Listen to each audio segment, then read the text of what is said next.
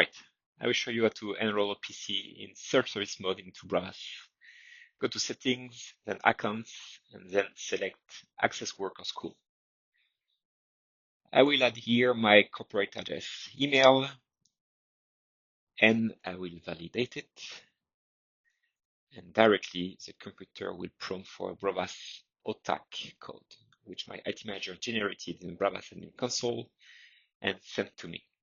I enter the code, I validate, and directly afterwards, the PC is being configured automatically. All right, now let's see how we can authenticate without the password. I will go to the browser, I will go to the app launcher, web link,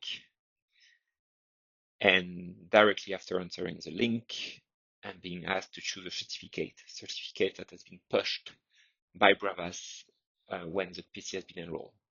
I arrive at the app launcher, and when I click on Google Workspace, I'm directly authenticated without entering any password. This was how to enroll a PC in self-service into Bravas and to use passwordless authentication. Thanks.